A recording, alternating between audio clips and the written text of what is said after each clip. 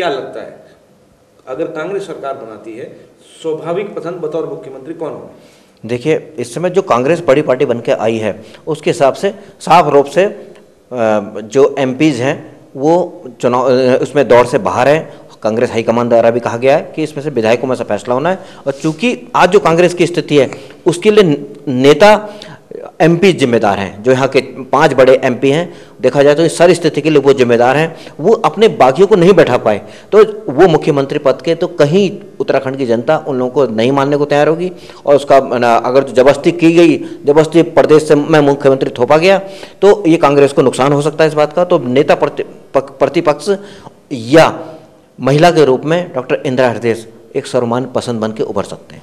क्या लगता है आपको, क्या मुख्यमंत्री बनने में कितना महत्वपूर्ण रोल अदा करेंगे जो प्रभारी है कांग्रेस के, वीरेंद्र सिंह? अगर कांग्रेस सरकार बनाती है तो वीरेंद्र सिंह की कितनी महत्वपूर्ण भूमिका होगी, नंबर 1। नंबर 2, क्या जो स्वाभाविक पसंद सोनिया गांधी की अगर हम माने, तो क्या विधायकों के बीच में स्वाभाविक पसंद निकलने की संभावना ज़्यादा है, या आपको लगता है कि बाहर से कोई कैंडिडेट आएगा, चाहे वो सांसद, जो वर्तमान सांसद हो कोई, या कोई और नया चेहरा हो जो आएगा जो कि इसको पूरी कमान संभालेगा?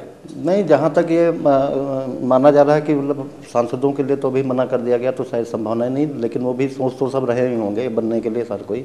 लेकिन हमारा जहाँ तक मानना है कि चूँकि त्रिशंकु बननी है, समर्थन लेकर के बनाना है, तो किसी ऐसे व्यक्ति को ही बैठा लेंगे। इंदिरा हृदय, शरद सिंह रावत और यशपाल आर्य, 3 नाम बचते हैं प्रदेश में जो विधायकों में जीते हुए लोग।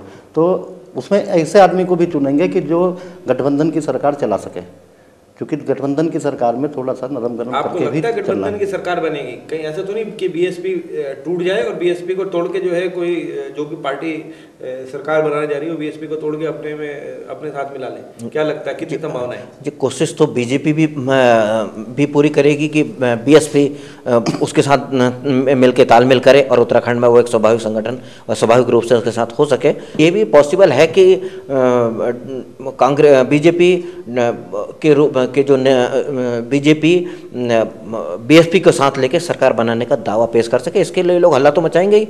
और इस बीच में उत्तराखंड में सबसे बड़ा हल्ला जो होने जा रहा है, कौन बनेगा सीएम, सीएम को लेकर यहाँ बहुत बड़ा बवाल होने जा रहा है। बवाल होने जा रहा है। अगर हम बात करें तो एक संभावना ये भी निकल के आ रही है राजनीतिक गलियारों में कि जो बीएसपी है उसकी स्वाभाविक पसंद बतौर अगर समर्थन देने की बात करें तो बीजेपी होगी। कितने सहमत है? नहीं, यहाँ पर चूँकि बीएसपी का, कांग्रेस का बढ़ना, बीएसपी का जनाधार कम हो रहा है। जो देखा जाए वो पारंपरिक सीटें अपनी वो हार गए हैं, परसीमन से कुछ ऐसा हुआ है। तो ये भी हो सकता है कि चूँकि 3 विधायक हैं, 3 में से 2 भी कहो बीजेपी ज्वाइन कर लें या कांग्रेस ज्वाइन कर लें, तो ये भी हो सकता है। जोड़ तोड़ तो करेंगे दोनों ही तक करेंगे। आने वाला टाइम खरीद फरोख्त का टाइम होगा? बिल्कुल पैसा, धन बल बाहुबल सब चलेगा। सारे लालच चलेंगे कि मंत्री बना देंगे, पैसे भी देंगे, आप हमारा समर्थन करिए, हमारे साथ आइए, भाजपा में शामिल हो जाइए, कांग्रेस में शामिल हो जाइए। स्वस्थ लोकतंत्र परंपरा को जीवित रखने के लिए आपको क्या लगता है कितने महत्वपूर्ण रोल रहेगा? अब आयरन लेडी अगर हम बात करें मार्केट लॉजी की, राज्यपाल का कितना महत्वपूर्ण रोल इस वर्तमान राजनीतिक सिनारियो में होने जा रहा है? किसको लगता है आपके उनका जो रवैया रहेगा, उनका एटीट्यूड रहेगा, किस तरफ रहेगा? महामहिम उत्तराखंड के महामहिम राज्यपाल का को ये देखना रहेगा कि उत्तराखंड में कौन बड़ा दल और कौन सक्षम और मजबूत सरकार दे सकता है। ये जरूरी नहीं कि संख्या बल किसी का ज़्यादा हो और उसके साथ में दूसरे उसके साथ के लोग उसको देने का तैयार ना हो। वो ये देखेंगे कि कौन मजबूत और सक्षम और स्थायी सरकार दे सकता है। तो राज्यपाल इन सब चीज़ों का स्थिति का अध्ययन करके वो उन्हीं को सरकार बनाने को बुलाएंगी जो सरकार बनाने में सक्षम होगा और स्थायी और मजबूत सरकार दे सके।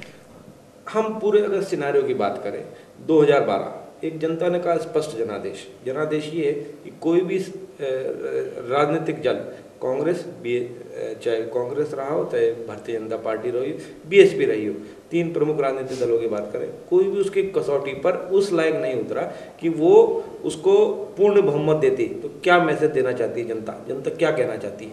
बिल्कुल, ये बहुत सही बात है, क्योंकि जिस हिसाब से लोकसभा सीट चुनाव में कांग्रेस की 52 सीटों पे बहुत अच्छी बढ़त मानी जा रही थी और कांग्रेस ही इसी बात से उत्साहित भी थे कि हम जो है करीब 40-42 सीटें आराम से निकाल लेंगे। लेकिन वही बात फिर आई कि शायद जो कांग्रेस ने भी अपनी जो है घमंड में लड़े और बगावत में फंसे रहे आपस में, आपकी हमें चुनाव जीतना, अपनी अपनी सीटों में सब फंसे रहे। जसपाल आर्य अलग फंस गए, वो अलग फंस गए, प्रीतम सिंह अपने चुनाव में फंसे रहे कड़े मुकाबले के चक्कर में। तो इस चक्कर में सब अपना फंसे रहे, तो कांग्रेस को तो बिल्कुल जोर का झटका है। राहुल फैक्टर, कांग्रेस ने बहुत इस बात की एक पब्लिसिटी करी कि राहुल आए हैं, चेंज लाए हैं। राहुल ने बहुत कहा कि भारतीय जनता पार्टी की जो सरकारें थी उन्होंने इतना बड़ा भ्रष्टाचार किया, भ्रष्टाचार में लिप्त सरकारें थी, सरकार जितना पैसा था पैसा डकार गए। कहीं ना कहीं जनता ने उसको उस बात को तवज्जो नहीं दिया। कहीं ना कहीं जो माहौल कांग्रेस के पक्ष में ज़्यादा दिख रहा था शुरू में, वो राहुल के आने का फैक्टर उसको कांग्रेस के पक्ष में मजबूत नहीं कर पाया। आपको लगता है राहुल फैक्टर फेल हुआ है उत्तराखंड में? राहुल फैक्टर और भी कई फैक्टर थे जो प्रभावी सिद्ध हो सकते थे अगर कांग्रेस के छत्रप आपस में बैठकर इस तरह की राजनीति ना करते, तो कांग्रेस एक मजबूत पार्टी बनकर यहाँ उभरने जा रही थी। परंतु कांग्रेस की आपसी प्रतिद्वंदिता ने कांग्रेस को पीछे धकेल दिया। क्या सही लोगों को सही सीट की टिकट ना देना, टिकट बंटवारा, तो कहीं ना कहीं इसका रोल था ये पूरे स्पष्ट जनादेश ना होने के? नहीं, बिल्कुल परिसीमन से क्या हुआ कि वैसे आदमी लड़ता रहता चुनाव, तो उनको पता रहता था कि हमारा ये क्षेत्र है, हमारा ये क्षेत्र है, कहाँ हमारा किसका वोटर है। परिसीमन के बदल जाने से बहुत से नेताओं को ये आइडिया नहीं था कि हम यहाँ पे हमें कैसे चुनाव लड़ना है, कहाँ पे किस प्रकार का वोटर है और क्या व्यवस्था है। तो अब इसका बहुत बड़ा फर्क पड़ा है, इसमें लोग हारे हैं। अच्छा, कहीं ना कहीं आपको लगता है कि चुनाव मैनेजमेंट इस पूरे 2012 के चुनाव में फेल हुआ है? चुनाव का जल्दी होना, तो कहीं ना कहीं जो जिन लोगों की तैयारी थी वो तैयारी अधूरी थी, और उस तैयारी का खामियाजा, ना तैयारी पूरा होने का खामियाजा उन्होंने या तो हार के रूप में भुगता या फिर उन मार्जिन ऑफ विक्ट्री उतरी नहीं रही। क्या लगता है आपको? देखिए, उत्तराखंड की जनता बड़ी महान है।